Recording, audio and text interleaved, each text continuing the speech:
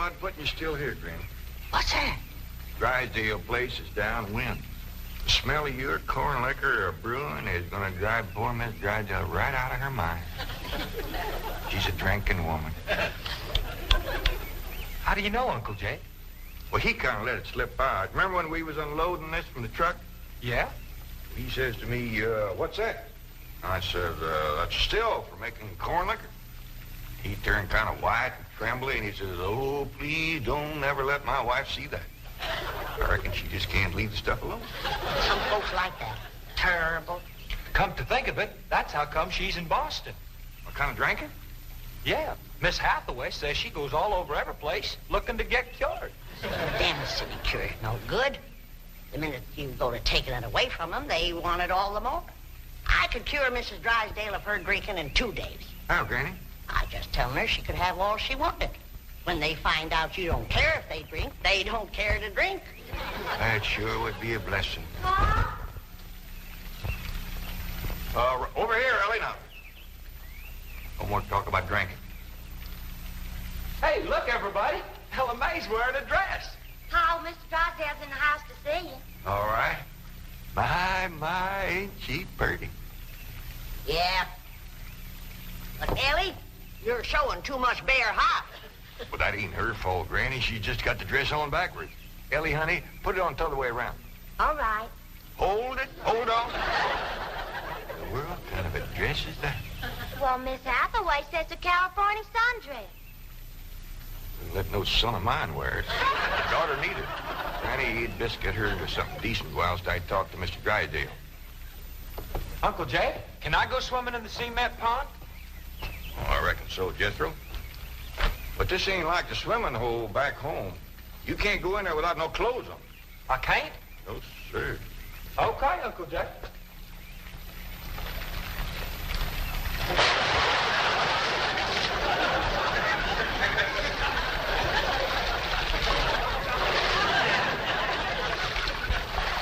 Someday I gotta have a long talk with that boy. Drysdale's office, Miss Hathaway speaking. Boston. That must be Mrs. Drysdale. No, don't put her on. She'll only make my life Mrs. Drysdale. How are you? How are things in Boston? Oh, the doctors here are just as silly as the ones in Beverly Hills. They insist there's nothing wrong with me. They've got me so depressed.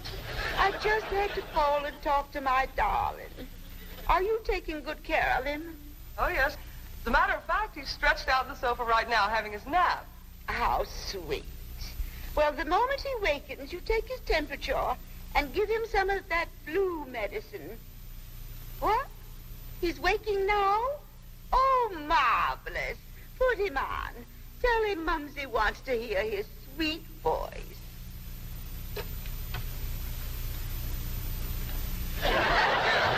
Speak to your mumsy. He whined. Oh, he probably has a migraine. Oh, poor Patricia, my lord. Even made a hypochondriac out of you. Any message for Mr. Drysdale? Who? Oh, Melvin, my husband. Yes, well, is he there? No, he's up at the Clampett estate. Clampett. They bought the place next to yours just about the time you left for Boston. I don't find them listed in the first families. You tell Milburn not to mingle with them socially until I've had a genealogical check run on them. We don't want riffraff living under our very noses. For pain, one swaller. Don't open near fire. I'll be right in, Mr. Drysdale. Thank you, Ellie Mae. Granny, this is quite an array of medicines you have here. Yep, them's all the remedies I made myself. I wish you'd make something to help my wife. She's a terrible hypochondriac. Oh, What's the hypochondriac? you run along now. I'll join you directly. Yeah, she goes from doctor to doctor to doctor.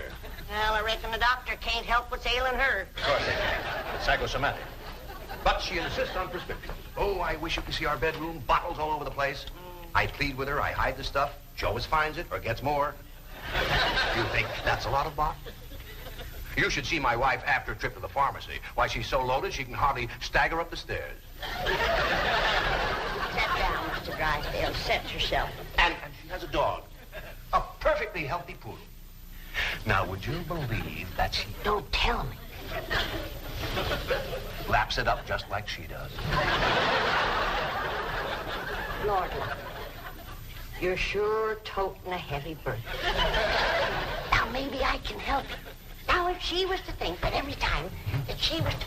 You can just wear that barrel till your clothes get dry. What happened to Jethro? Get too close to a skunk? He jumped in the pond with his clothes on. Mr. Drysdale, I'm sorry to kept you waiting. Did Granny tell you about her complaints about the kitchen? Jed, I'm ashamed to mention my piddling troubles to a man bowed down with the misery he's got. You know his wife.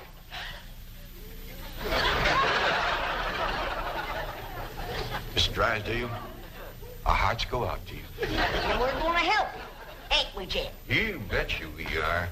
Man serves a poor purpose in this world if he can't help his neighbor. Oh, you're very kind, but I'll manage. I've been living with it for years. Have a nip, it'll brace you up. Oh, no, thank you. I never touch it. You hear that, Jed? Poor man. He's got all the trouble and none of the fun.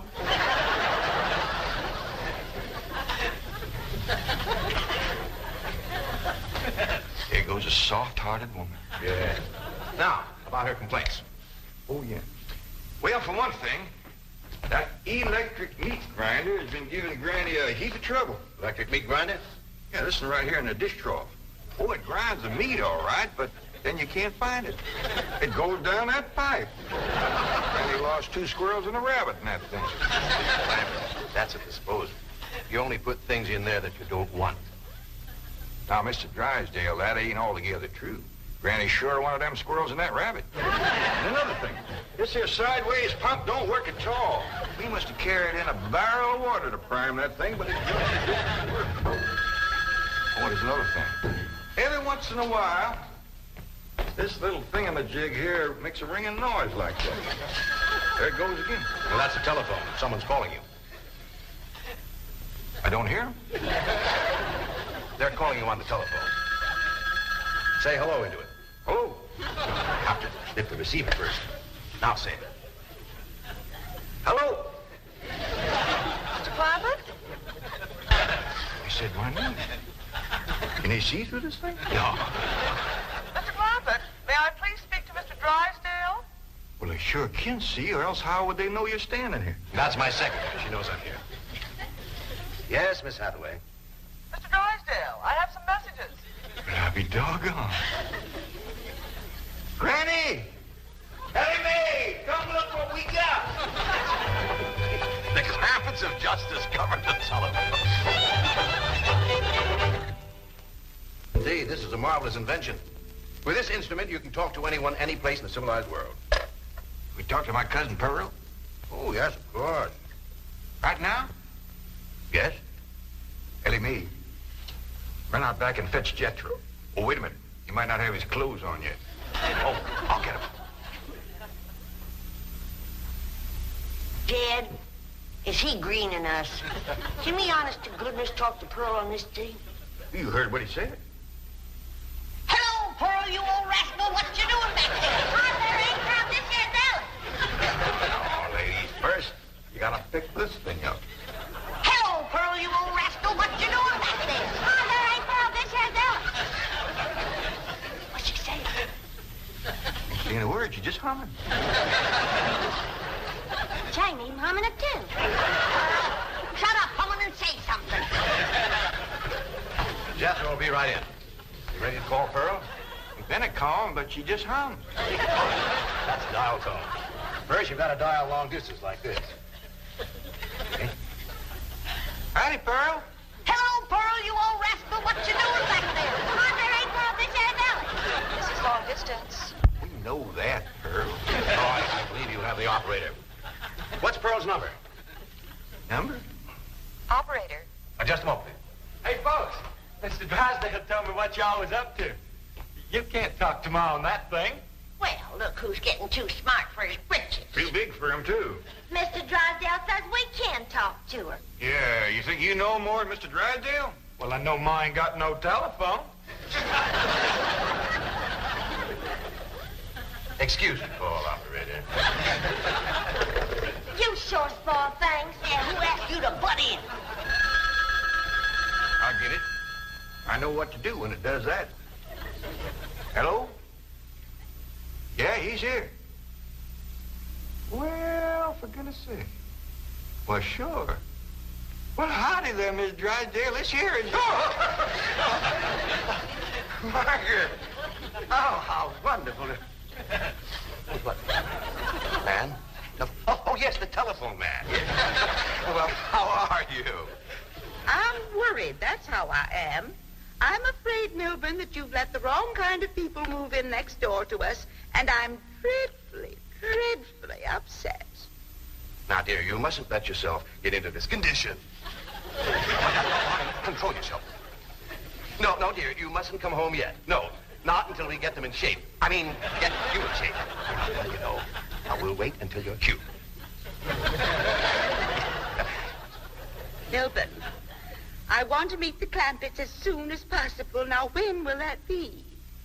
What about Christmas? Next year. Milburn, this conversation is making less and less sense. Now, I want the truth about the Clampetts, or I'm flying home immediately. Now, Margaret, please control yourself. I don't want you flying. No, please, dear, please, stay on the ground. Dear, why don't you lie down and take a sedative? And I'll call you from the office. Goodbye. I'm sorry, my wife. We understand. Well, I'll see you later. Keep your chin up. Poor man. Don't it just tear your heart out? He is so ashamed of his wife, he don't even want us to meet her. What he says, she won't be cured till Christmas of next year. You gotta help him, Granny. I still say I could cure Mrs. Drysdale in 2 days. Sure be worth a try. If we could get her out here. Kid, misery loves company. And if that poor, miserable woman thought that she had a drinking friend living next door... Granny, you ain't ever down more than a thimbleful in your whole life. I know, kid. But it'd be worth a little white lie to help a neighbor and save a marriage. But how?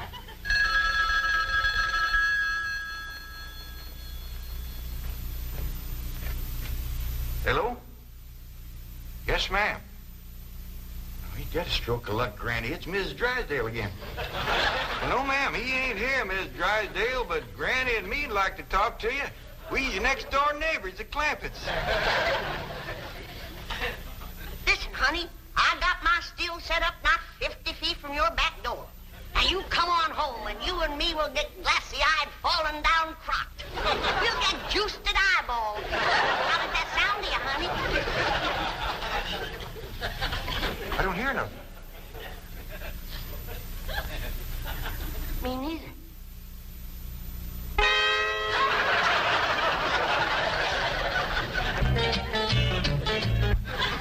The message I got when I tried to put through your call. She's on a jet, right? Never mind the grisly details. Oh, I am ruined. If Margaret gets one look at those hillbillies next door, she'll leave me. Get my psychiatrist over here. Move over, Claude. I need this more than you do. I know you don't need your psychiatrist. You're looking at the dark side. There is a bright side. Of course. Your wife is an intelligent woman. She'll see that underneath that rough exterior, the Clampetts are basically fine people. Or she may even help them to get socially acclimated. You're right. I don't need my psychiatrist.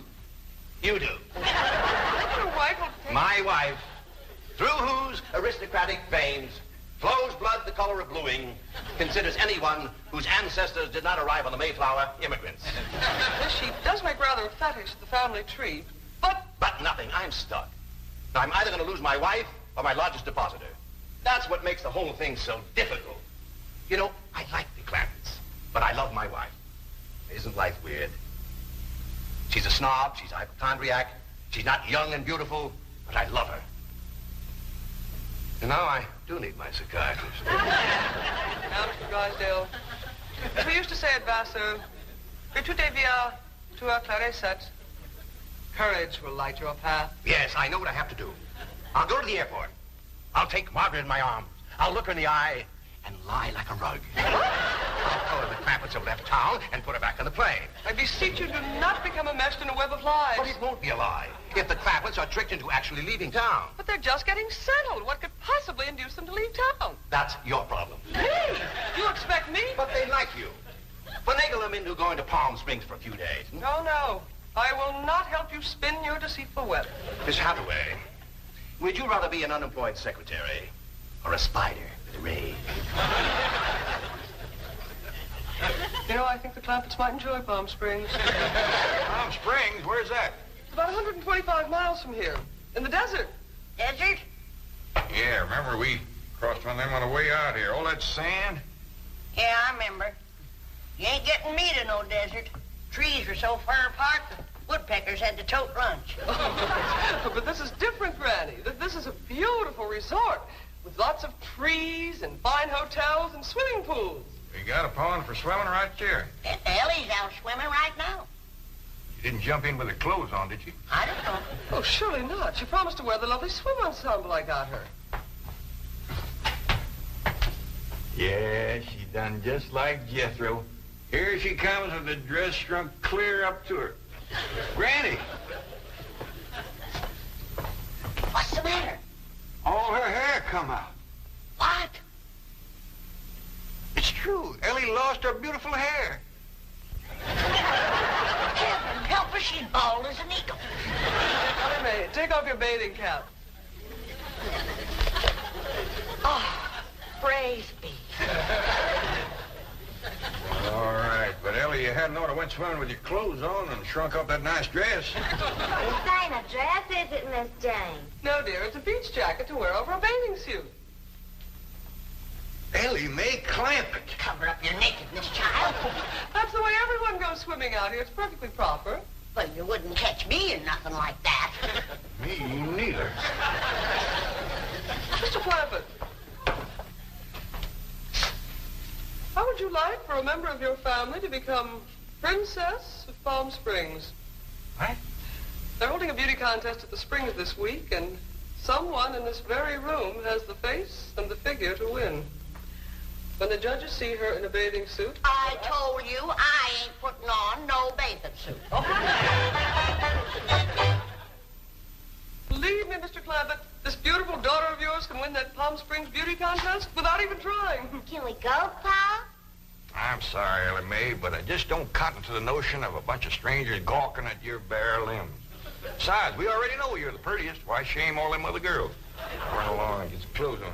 Yes, sir, Pa. Mr. Clampett, I do wish you would reconsider about going to Palm Springs, even if Ellie Uncle doesn't... Jay and Duke and... Howdy, Miss Hathaway. Jane to you, Jethro. Well, Jane to you, too. Duke and me's all set to go hunting, ain't we, Duke?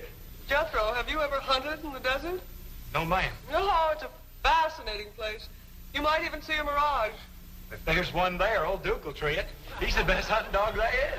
Well, I love hunting around Palm Springs. You'll all love Palm Springs. They have wonderful hotels.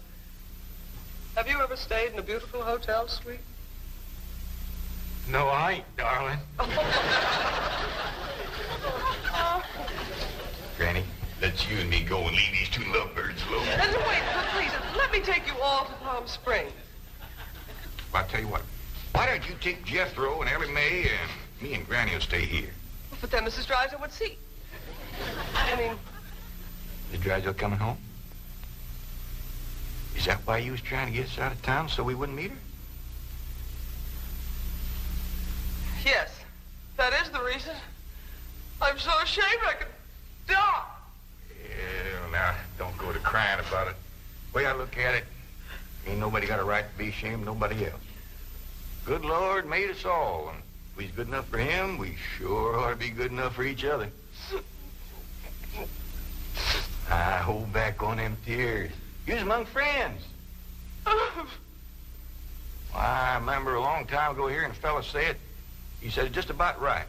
He said, there is so much good in the worst of us and so much bad in the best of us that it don't hardly It don't hardly... Boo! Well, go ahead and bawl. It'll make you feel better. I'll tell you what. If this means so much to you, we'll all pick up and go to them Palm Springs with you. Oh, bless you. Mr. Drysdale will be so happy. I'll go help Billy Mae pack. I'm telling you, that Miss Drysdale must be a mess. She's gonna need our help, kid. This is a poor time for us to be leaving. Yeah, we gotta help her once we get back. Right now, we gotta respect Mr. Drysdale's feelings. Jethro, you go get the truck ready. Okay, Uncle Jed.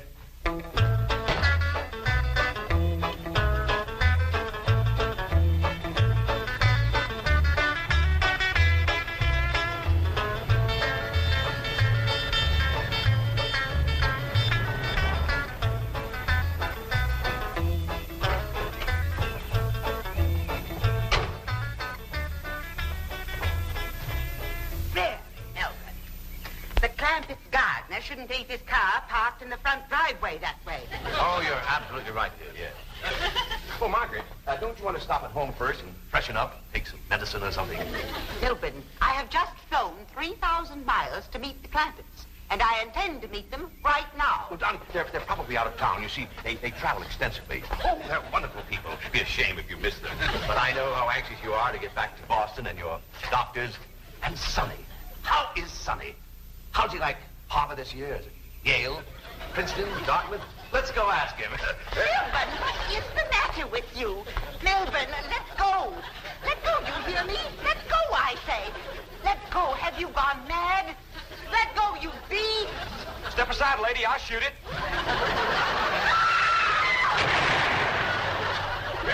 Get back in the car. What'd you shoot, Jethro? I think it was a fox. Who's that? My wife. And why aren't you in Palm Springs? Let's get her home as quickly as possible. What's going on? Jethro shot a fox. That's Miss Drysdale, stewed to the gills. No wonder they didn't want us to see her. Poor woman. You mean poor husband. Yeah. We can't go up to Palm Springs and leave our neighbor at a time like this. That's right. We gotta pitch in and see that his wife gets cured. Uncle Jed, are we going hunting? Might as well. It'll be a while before she sleeps that one off. Well, I hope there's some possum around. These skinny old California foxes ain't worth shooting at.